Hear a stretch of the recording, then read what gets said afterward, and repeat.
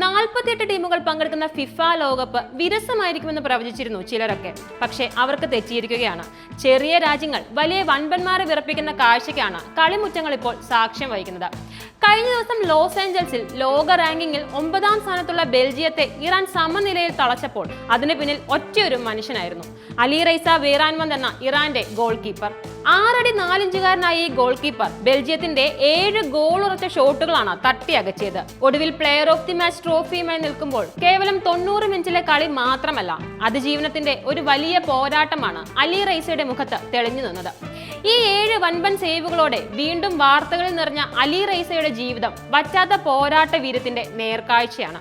ലോറസ്ഥാനിലെ സഗ്രോസ് മലനിരകളിൽ ആടുകളെ മേയിച്ചു നടന്ന ഒരു നാടോടി കുർദിഷ്ല കുടുംബത്തിലാണ് അലി റൈസ ജനിച്ചത്. കുടുംബത്തിലെ മൂത്ത മകനായതുകൊണ്ട് തന്നെ ചെറുപ്പകാലം മുതലേ കഠിനമായ ജോലികളിൽ ഏർപ്പെടേണ്ടി വന്നു. ഒഴിവു സമയങ്ങളിൽ കൂട്ടുകാർക്കൊപ്പം ഫുട്ബോൾ കളിക്കുമായിരുന്ന അലി റൈസ തുടക്കത്തിൽ ഒരു സ്ട്രൈക്കറായിരുന്നു.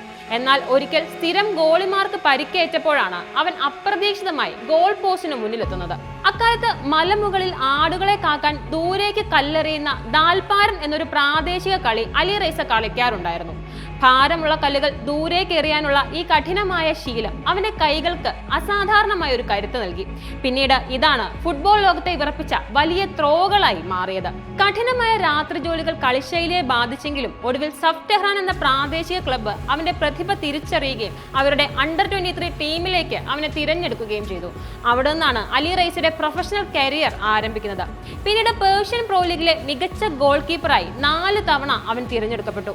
ഇന്ന് ഫുട്ബോൾ ചരിത്രത്തിലെ ഏറ്റവും നീളമേറിയ ത്രോയുടെയും കിക്കിന്റെയും ഉടമയായി 2 ഗിന്നസ് ലോക റെക്കോർഡുകളാണ് അലി റൈസയുടെ പേരിലുള്ളത്. 2016 ഒക്ടോബറിൽ ദക്ഷിണ കൊറിയക്കെതിരായ മത്സരത്തിൽ കൈകൊണ്ട് അലി റൈസ എറിഞ്ഞ പന്ത് ചെന്ന് വീണത് 200.14 അടി ദൂരത്താണ്.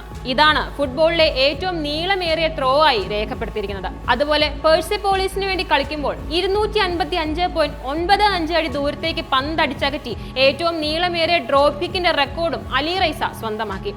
മാഞ്ചസ്റ്റർ സിറ്റിയുടെ എഡേഴ്സന്റെ 75 മീറ്റർ കിക്കിന്റെ റെക്കോർഡ് 3 മീറ്ററിലധികം ദൂരം മറികടന്നാണ് അലി റൈസ ചരിത്രം തിരുത്തിയത്. ഇത് അലി റൈസയുടെ 3ാമത്തെ ലോകകപ്പാണ്.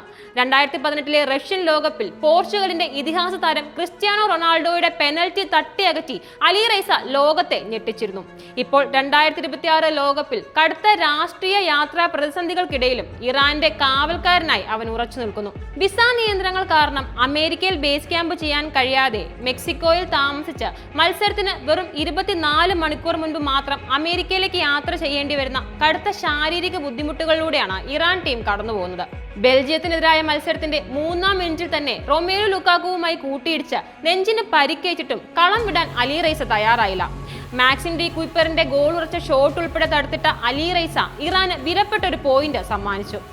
തെരുവിന്റെ കാഠിന്യത്തിൽ നിന്നും പട്ടിണിയിൽ നിന്നും ലോകത്തിന്റെ വലിയ മൈതാനങ്ങളിലേക്ക് പൊരുതി കയറിയ അലി റൈസ ബെയ്റാൻവന്ദ് വെറും ഒരു ഗോൾ കീപ്പർ അല്ല, തോറ്റു കൊടുക്കാൻ മനസ്സില്ലാത്ത ഒരു ജനതയുടെ പ്രതീകമാണ്.